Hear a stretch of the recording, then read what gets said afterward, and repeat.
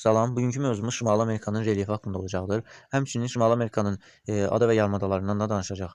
Şimali Amerika materiki bütövlükdə şimal və qərb yarımkürəsində yerləşən bir materikdir.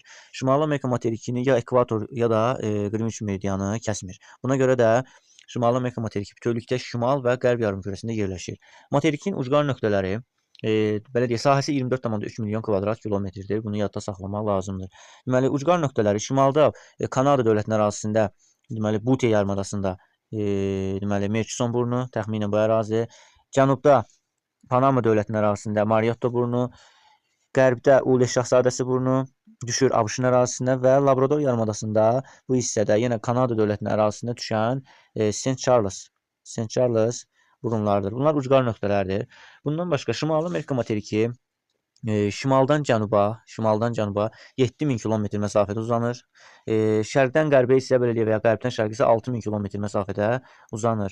Deməli, Şimali Amerika materikinin özü qədim Lavrasiya qurusunun bir hissəsidir. Çünki şimal materikləri aid idi Lavrasiya qurusuna, Avrasiya və Şimali Amerika. Bunu da yadda saxlamaq önəmlidir.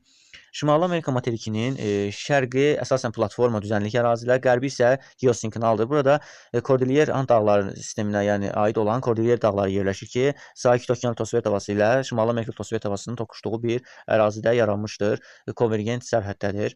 Deməli, Şimali Amerika materiki deməli 3 okeanla, şimaldan Şimal Buzlu okeanı ilə, qərbdən Sakit okean, şərqdən isə Atlantik okeanı ilə həmsərhəddir, belə deyək. Ətrafında bu okeanlar yerləşir. Şimali Amerika materikinin ərazisində yerləşən bu Kordilyer dağları deməli böyük bir məsafədə şimaldan deməli cənuba doğru uzanır. Kordilyer dağları özü 3 hissədən ibarətdir. Deməli, onlara daha dəqiq bu xəritədə görə bilərik. Deməli, Kordilyer dağlarının ərazisində deməli ən hündür zirvəsi McKinley dağı. Baxaq. Deməli, McKinley, buna Denali də deyirlər. Hündürlüyü 6194 metrdir. ABŞ-ın ərazisində düşür. Ən alçaq nöqtəsi isə Kordilyer dağlarının, deməli, ümumiyyətlə Şimali Amerikanın ən alçaq nöqtəsi Ölüm dərəsi hesab olunur. -86 metrdir. Deməli, Ölüm dərəsi və McKinley bunlar ən aşağı və ən yüksək zirvələr, belə deyək, nöqtələr hesab olunur. Kordilyer dağlarının əsas, belə deyək, 3 hissədən ibarət olduğu sübut olunmuşdur. Onun qərb hissəsi sahil silsiləsini təşkil edir. Qərb hissəsi, qərbi Kordilyerə sahil silsiləsinə aiddir. Sahil silsiləsi özü, belə deyək, Alp qırşıqlığına, yəni cavan dağlara aiddir. Qalan hissələr isə, belə deyək, Mezozoy erasına aid, yəni qədim dağlara aiddir. Sahil silsiləsindən başqa qərbi Kordilyerə aiddir. Kaskad və Kaskad silsiləsi və Sierra Madre silsilələri.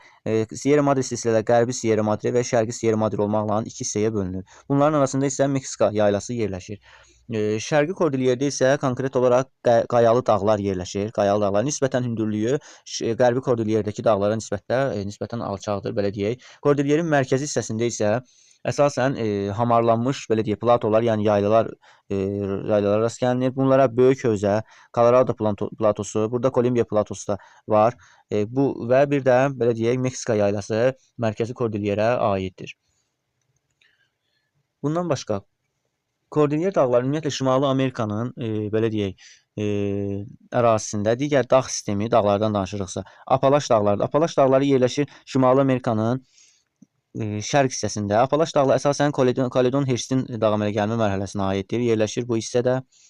Deməli, Apalaş dağlarında zəngin daş kömür hövzələri vardır. ABŞ-a aid böyük daş kömür hövzələri, yataqları məhz Apalaş dağlarında yerləşir. Apalaş dağlarının şimal ətəkləri Caledon mərhələsində, cənub ətəkləri, cənub yamacları isə Herstin mərhələsində yaranmışdır. Ən hündür zirvəsi isə Mitchell dağıdır.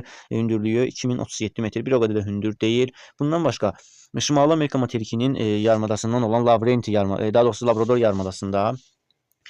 yarımadasında Kanada qalxanı və Lavrenti platosu nəzərə çarpır.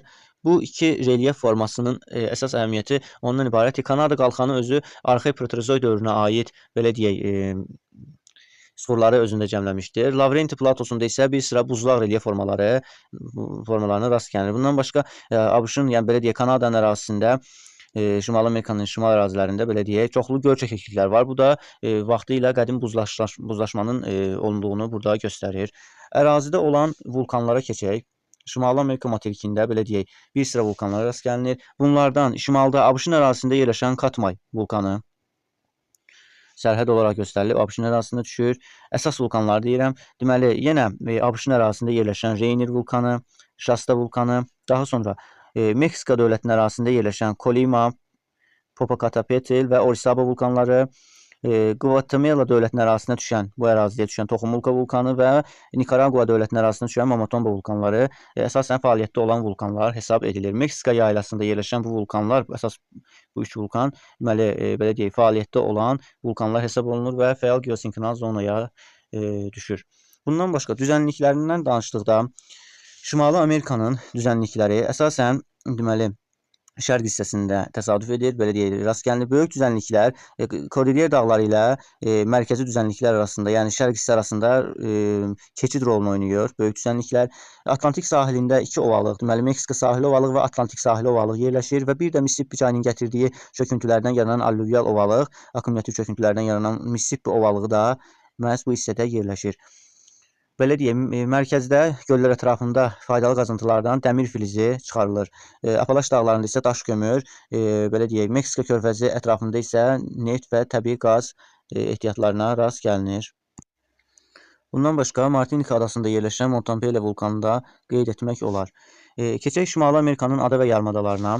Şimali Amerika materikinin ümumilikdə ərazisi girintili çıxıntılıdır.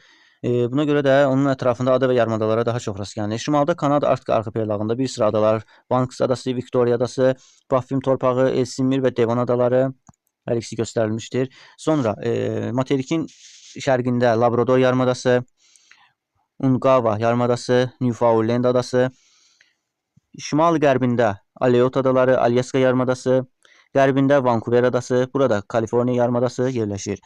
Həmçinin cənubunda Yucatan yarımadası, Florida yarımadası adalarından, deməli, Böyük Antil adaları, Kuba, Haiti və Yamayka, Kiçik Antil adalarına isə Martinika adası göstərilmişdir. Baham adaları da Şimali Amerikaya aid adalara aiddir.